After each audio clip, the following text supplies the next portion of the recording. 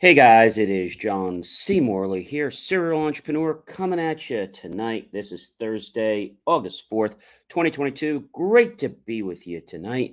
And if you're new, ladies and gentlemen, guess what? You are going to notice at the right hand side of the screen that a QR code just popped up. Just take your phone and scan that QR code. That'll bounce you over to my link tree. If you have any problems getting you there, I'll tell you how to get there. You can go to Believe, Believe, meachieve.com.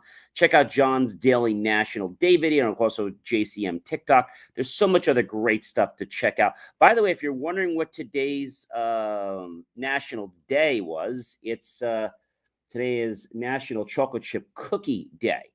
And if you're wondering, when did because that's what it is, National Chocolate Chip Cookie Day start, and why? Well, that's a great question. So, the chocolate chip cookie originated around 1938 when a baker, Ruth Graves, Wakefield, added pieces of semi-sweet chocolate to cookie batter at the Toll House Inn in Whitman, Massachusetts. She and her husband owned the inn, and the rest of it pretty much was history from there. So, National Chocolate Chip Cookie Day is August 4th today, which is 2022. And why is there a National Cookie Day, like we're saying? So, it's because of that reason. Um, the Cookie Monster also proclaimed his own National Cookie Day in 1980 book, the Sesame Street Dictionary. Then in 1987, Matt Nader of Blue Chip Cookie Company out of San Francisco created Cookie Day, celebrating it on December 4th. So that's interesting. So if we look that up, right? So December 4th is National Cookie Day. All right. So that's different than National Chocolate Chip Cookie Day. What I did, I'm not going to let the whole cat out of the bag, but what I did do is I went over to the American Cookie Company in the Willowbrook Mall, and they're all over the United States. And I got myself a small cookie. That cookie was 230 calories, and that basically sufficed for a good percentage of my dinner. I had a lot smaller of a dinner. I had a salmon burger, but that sufficed for a big chunk.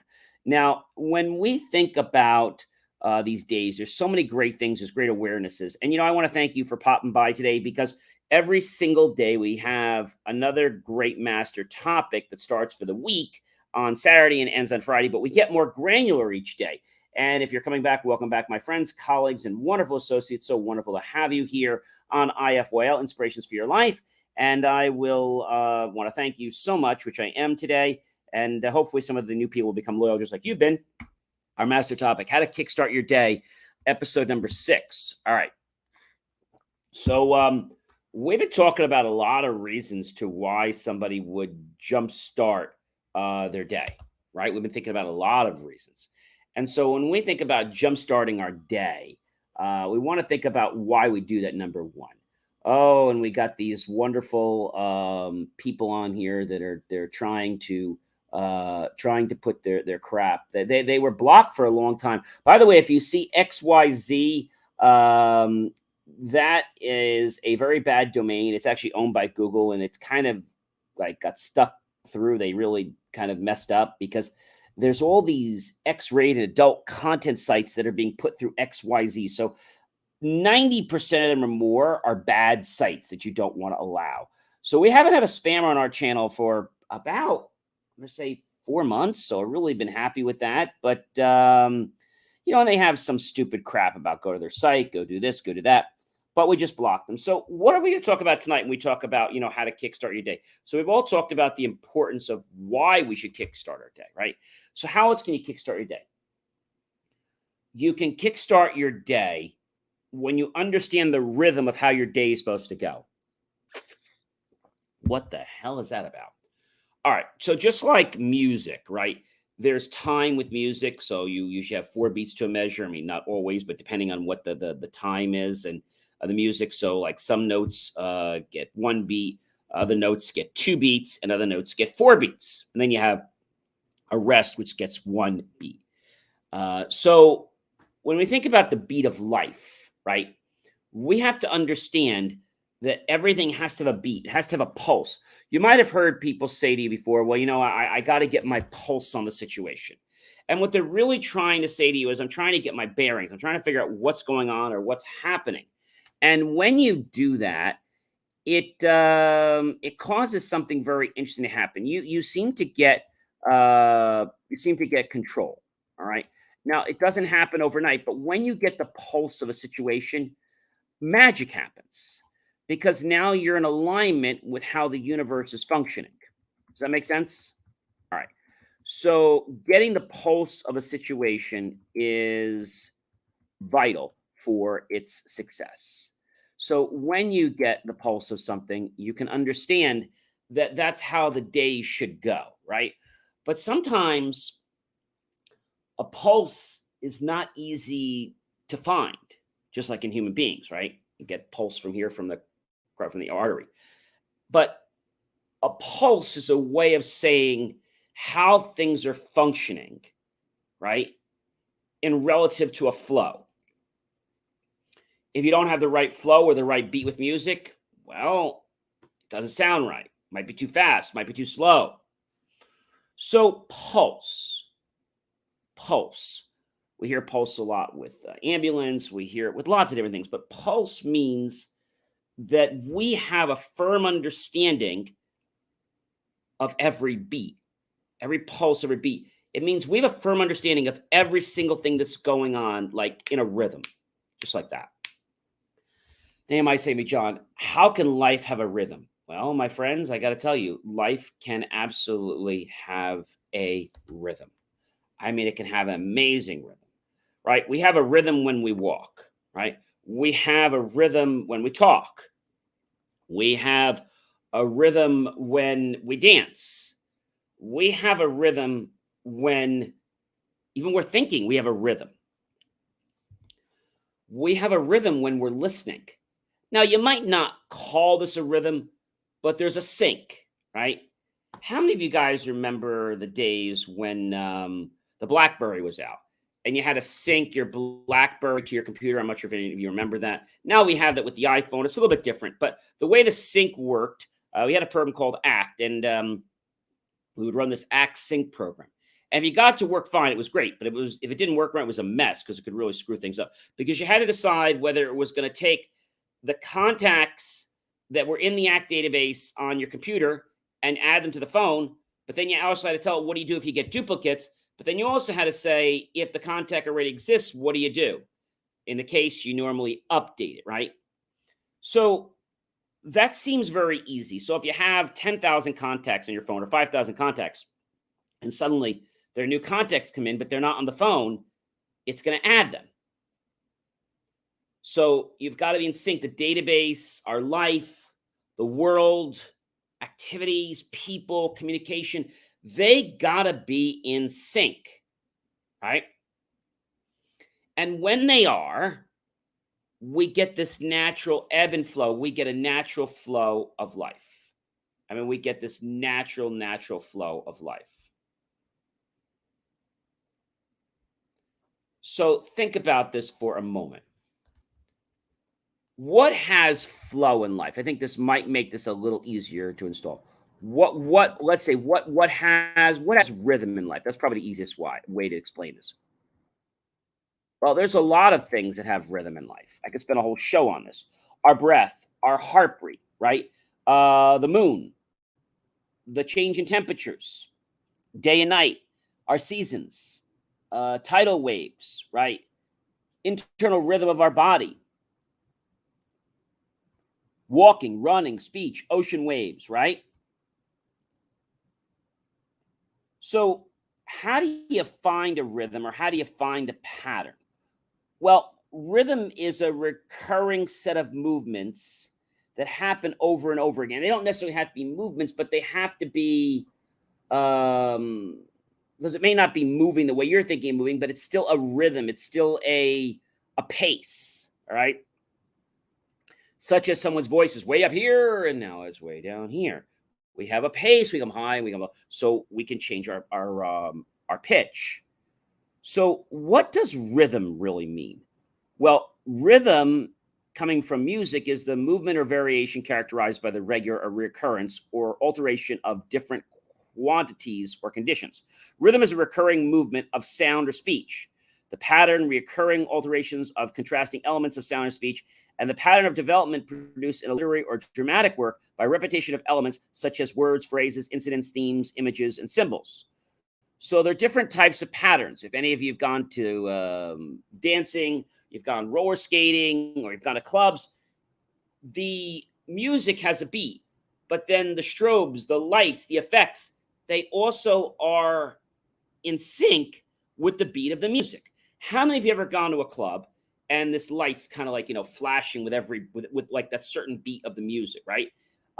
You might even know there's apps you can download on your phone, and you can literally see how your voice or how the music makes that barometer, those waves change on your phone. Now, this might seem really easy, and it is. But the thing is, when you have a lot of systems in place and they all have to be synchronized, if one of them gets out of whack, it's a problem. Do you know what has the biggest amount of synchronization? It's a real nightmare. Synchronizing the air traffic for planes. So air traffic control has a rhythm. Did you know that? Air traffic control has a rhythm. What are you talking about? Well, how do I explain this easily?